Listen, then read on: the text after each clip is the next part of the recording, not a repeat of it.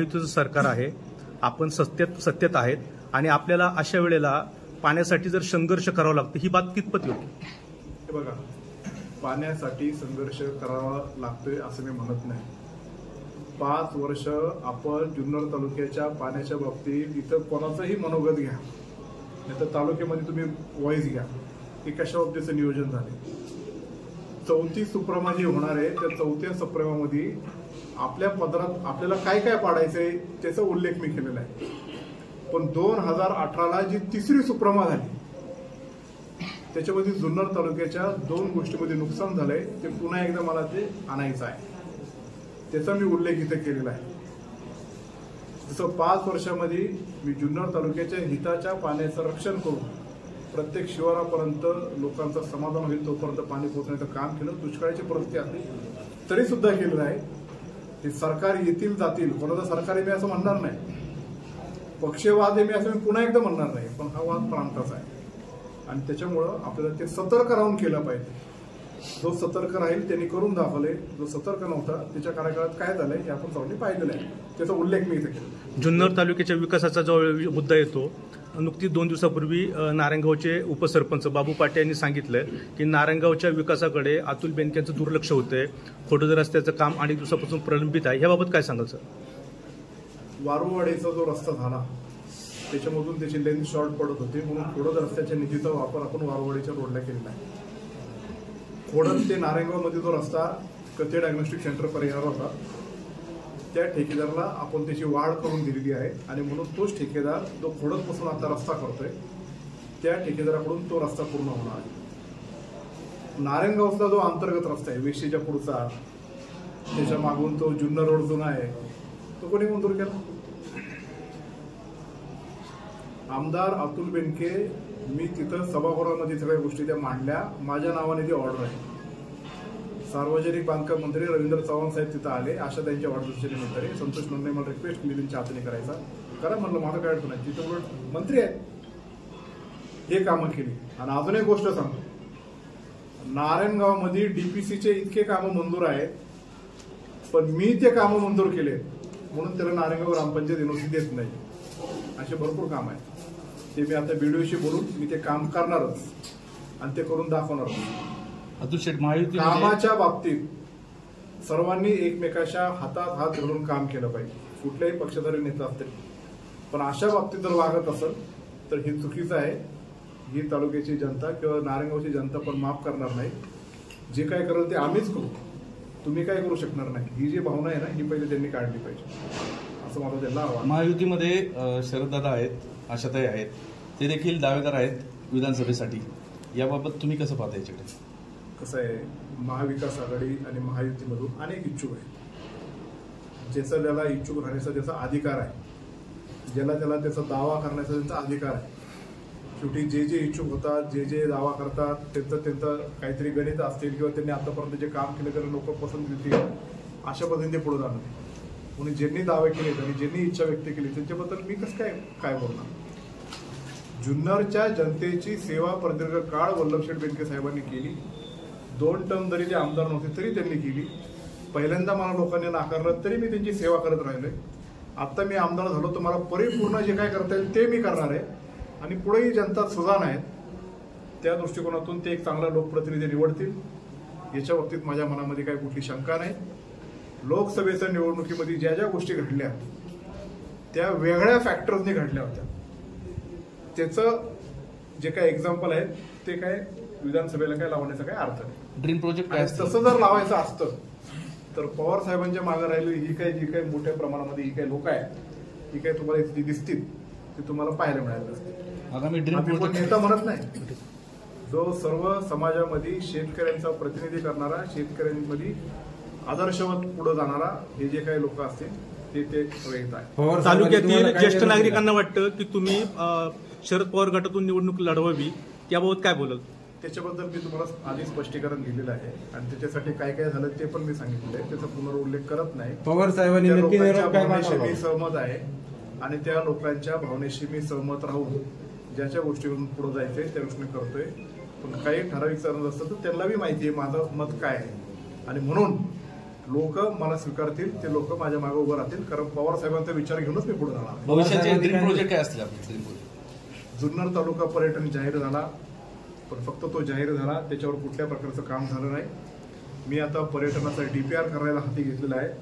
जवळपास 2,500चा DPR आम्ही आता तयार करतोय. त्याचं कन्सल्टंट पुढच्या आठवड्यामध्ये फायनल होणार आहे आणि तो DPR फायनल झाल्यानंतर त्या DPRला एका दमात महाराष्ट्र शासनाकडून मी मान्यता घेणार आहे आणि त्याला टोकन अमाउंट म्हणून किमान 100 कोटी रुपये तरी ते पर्यटनाला आणणार, जेणेकरून वल्लभशेठ बेनके साहेबांनी जसं 2004 साली शिवनेरीच्या किल्ल्याच्या विकासाची सुरुवात केली, ते आज 20 वर्षानंतर आपल्याला किल्ला विकसित दिसतोय, तसं पुढे मी आमदार असेल नाही तर अन्य कोणी असेल, पण महाराष्ट्र शासनाच्या माध्यमातून हे एवढं पर्यटनाचं काम 2,500 कोटीचं जेव्हा उभं राहील, तेव्हा अनेक वर्ष, पुढच्या 15-20 वर्षामध्ये जुन्नर तालुका पर्यटनाच्या माध्यमातून एक खूप मोठ्या प्रकारची झेप घेणार आहे. पर्यटनाच्या वाढीसाठी जुन्नर तालुक्यातल्या अर्थकारणाला एक वेगळी चालना मिळणार आहे.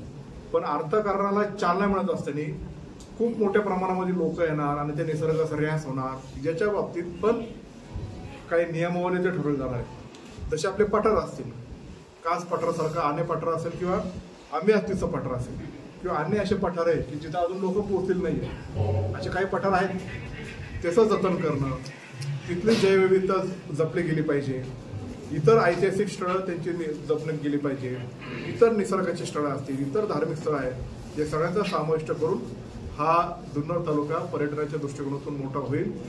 त्यामध्ये पूर्वीपासून बेनके साहेबांनी जे काही आखले होते त्यात एक महत्त्वाचा प्रकल्प जुन्नर चव्हाण पर्यटन प्रकल्प होता. इरिगेशनच्या जागेमध्ये तो होतोय. इरिगेशनच्या जेवढ्या जागा आहेत त्याच्यामध्ये पर्यटनाच्या माध्यमातून जे काही प्रकल्प उभं राहणार आहे त्याचं पर्यटन धोरण आम्ही आता निश्चित केलेलं आहे. त्या पर्यटन धोरणाची अ, ब, क, ड अशी कॅटेगरी केलेली आहे.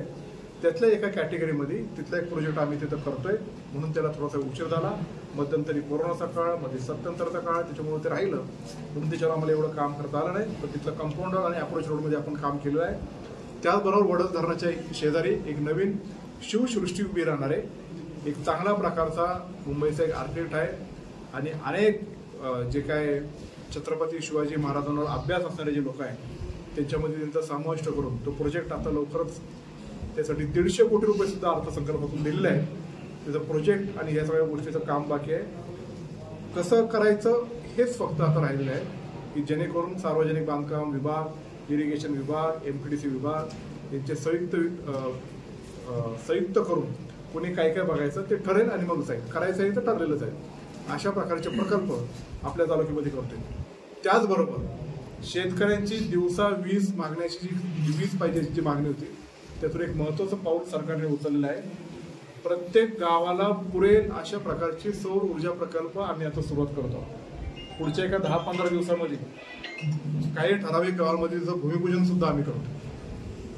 एक 2-3 गाव आहेत, नेतवड, पिंपरी पेंडार, वडगाव, कांदळी आणि अजून एक कुठेतरी गाव आहे. आणि आपल्या इथं सगळे गाव बरेचशा गावचे लोक आहेत, त्यांना माहीत असेल की त्यांच्या तिथल्या गायरान जमीन किंवा सरकारी जमीनमध्ये आखणी करून तिथला सौर ऊर्जा प्रकल्प आपण पुढे नेतोय. त्या गावाला दिवसा सगळ्या मोटरींना एका दमात जेवढ्या ताकदीची वीज पाहिजे तेवढी ते सौर ऊर्जा प्रकल्प उभी राहणार आहे. त्या गावाला जेवढे स्ट्रीट लाईट्स लागणार आहे त्या स्ट्रीट लाईट्सला मोफत वीज देणार आहे. पाणी पुरवठ्याच्या स्कीमला मोफत वीज देणार आहे. घरगुती वीज आणि जी मोटरीची वीज आहे त्याला काहीतरी दर आकारला जाणार आहे. त्याचबरोबर तोपर्यंत महाराष्ट्र सरकार 7.5 HP आणि 7.5 HPच्या खालच्या मोटरीला वीज माफी केली आणि ते ऊर्जा प्रकल्प उभा राहूपर्यंत कुठल्याच प्रकारची वीज आकारली जाणार नाही अशी घोषणा सुद्धा महाराष्ट्र सरकारने केली. अशा अनेक पथदर्शी प्रकल्प आहे की जेणेकरून आपला जुन्नर तालुका वैभवतेच्या दृष्टिकोनातून पुढे जाणार आहे. 319 देण्याचा क्लस्टर आता डेव्हलप हेरिटेज हे नरेंद्र मोदी 2 गव्हर्नमेंटने जाहीर केलं होतं. आता नरेंद्र मोदी 3 गव्हर्नमेंट परत आलेले आहे. डेव्हलप हेरिटेज क्लस्टरमध्ये आपला समाविष्ट आता 319 लेण्यांचं होत आहे. त्याचा क्लस्टर करून त्याचे डेव्हलपमेंटसाठी पण खूप मोठ्या प्रमाणामध्ये निधी येणार आहे की जेणेकरून जगाचे पर्यटक आपल्या जुन्नर तालुक्याकडे ऑलरेडी आकर्षित आहे पण मोठ्या प्रमाणात आकर्षित आहे.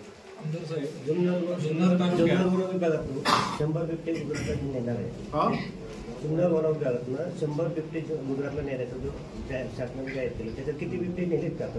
नाही, शासनाने 100 बिबटे जाहीर केलेले नाही. कुणी जाहीर केलंय ही मला काही वेगळं सांगायची गरज नाही. बिबट्या जामनगरच्या त्या झूमध्ये 10 बिबट्या नेणार आहे. आता 75 बिबट्याचं ट्रान्सलोकेशनची ऑर्डर आपल्याला येण्यासाठी एक फायनल स्टेजमध्ये आहे. हे एवढे मोठ्या संख्येने बिबट्या ट्रान्सलोकेट करताना अशा बऱ्याचशा गोष्टी असतात, ते सगळे फॉलो करायला लागतात. ते जलद गतीने आपण फॉलो करतोय. पण जिथं बिबट्यांचे हॉटस्पॉट्स असेल आणि बिबट्याचं उपद्रव जिथं वाढत असेल तिथं त्या क्षणी त्याने अटॅक जरी नसेल केलं तरी तो बिबट्या पकडण्याचे ऑर्डर ऑलरेडी गव्हर्नमेंटने केलेलं आहे. म्हणून त्याच्यानंतर आपण भरपूर संख्येने बिबट्या पकडले, फक्त याचं ट्रान्सलोकेशन बाकी आहे. साहेब, जुन्नर तालुक्यात काही गावांमध्ये ड्रोन फिरत असल्याचे लोकांनी पाहिले. पोलीस प्रशासनाकडे तक्रार केलेली आहे. लोकांमध्ये संभ्रमावस्था आहे. प्रशासन त्याच्याकडे फारसं गांभीर्याने घेत नाही असं लोकांचं म्हणणं आहे. आपण प्रशासनाला काय सूचना कराल आणि लोकांना काय दिलासा द्याल? याची चर्चा गेल्या 8 दिवसापासून आपल्या तालुक्यात चालू आहे. डीपीसीच्या मीटिंगमध्ये पालकमंत्री अजितदादा, आधी कलेक्टर, CP, SP, जिल्हा परिषदचे CEO, डिव्हिजनल कमिशनर, पवार साहेब, सुप्रियाताई, सगळे आमदार, जिल्हा नियोजन समितीचे सदस्य, हे सगळ्या अधिकाऱ्यांमध्ये ही चर्चा झाली. त्याच्यामध्ये अधिकृतरित्या कुणी काही माहिती सांगितलेली नाही.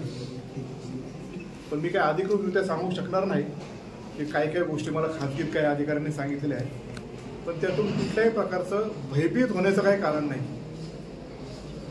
गेले 2-2.5 महिन्यापासून तुम्ही जर ड्रोनचा पॅटर्न पाहिला तर इंदापूर, बारामती, दौंड, हवेली, शिरूर, आंबेगाव आणि जुन्नरच्या एका बेल्टमधून ते ड्रोन फिरतात. जिथून 2-2.5 महिन्यापासून फिरतात तिथं काही चोरीच्या घटना घडलेल्या नाही. 1-2 घडल्या तो फक्त योगायोग आणि कोइन्सिडन्स आहे. जुन्नर तालुक्यामध्ये पण असे काही अफवे किंवा हे सगळ्या गोष्टी पुढे आल्या, पण त्या चुकीच्या होत्या, त्या काही खऱ्या नव्हत्या. म्हणून काहीतरी गोष्टी असेल ते अधिकृतरित्या कोण सांगत नाही, पण त्यातून भयभीत होण्याचं काही कारण नाही. फक्त सतर्क करा एवढंच मी या निमित्ताने सांगेन. आमदार साहेब, अनेकदा व्यासपीठावरून तुम्ही विघ्नर सहकारी साखर कारखान्याचे अध्यक्ष आहेत सतीश शेरकर यांना आपलं भाऊ म्हणून संबोधलं आहे. परंतु पुढे जाऊन विधानसभेला जर तुम्हाला परस्पराविरोधी जर उभं राहायला लागले तर तुमची काय भूमिका असेल? कसं आहे, राजकारणामध्ये सख्खे भाऊ, सख्खे चुलत भाऊ, मानलेले भाऊ, पर वडील, मुलगा, काका, पुतण्या हे एकमेकांच्या विरोधात लढलेले. राजकारणात काय आता काही होऊ शकतं आणि काहीतरी झालं त्याला सामोरे जाण्याची ताकद आणि क्षमता तेवढ्या ताकदीने मला माझ्या लोकांनी निर्माण करून दिली. काहीतरी झालं तर आम्ही पुढे जाणारच. आमदार साहेब, गुळंदवाडी इथे एक मोठा अपघात झाला. तेथील लोकांची बायपासची मागणी आहे. त्या संदर्भामध्ये काय प्रयत्न करा? गुळंदवाडीच्या बायपासच्या संदर्भात NHAIचे प्रोजेक्ट डायरेक्टर एकतर 2 दिवसामध्ये गव्हर्नमेंटकडे प्रस्ताव सादर करत आहे. तसाच सूचना मी दिल्यात आणि या विभागाचे खासदार डॉक्टर अमोल कोल्हेंनी सुद्धा त्या दिवशी दिलेल्या आहेत. पालकमंत्री अजितदादा पवार साहेब तेव्हा DPCच्या मीटिंगमध्ये पण तो विषय निघाला. तिथं आशाताई भुसके होत्या, त्यांनी पण तो विषय मांडला. मी तिथं तो विषय मांडला आणि त्यांनी पण ते NHAIच्या प्रोजेक्ट डायरेक्टरने सांगितलं की तुम्ही 2 दिवसामध्ये तो प्रोजेक्ट सादर करा. आता तिथं जर बायपास करायचा असेल तर सरकारी गायरान जमीन आहे, तिथं कलेक्टर म्हणले आम्ही लगेच देतो. तर त्याचा सर्वे झाल्यानंतर त्याचं कन्सल्टंट काय काय तिथलं जॉग्राफिकल कंडिशन किंवा खाजगी जागा असेल त्या लोकांची पण आपल्याला सहमती घ्यावी लागणार. सर्वे झाल्यानंतर ते कळेल त्याचं लँड ॲक्विजिशन या सगळ्या गोष्टीमध्ये आहे. पण बायपास करण्याचं शासनाचं ठरवलं आहे आणि त्यातून बायपास झाल्यानंतर सूत्रता येईल. ओके.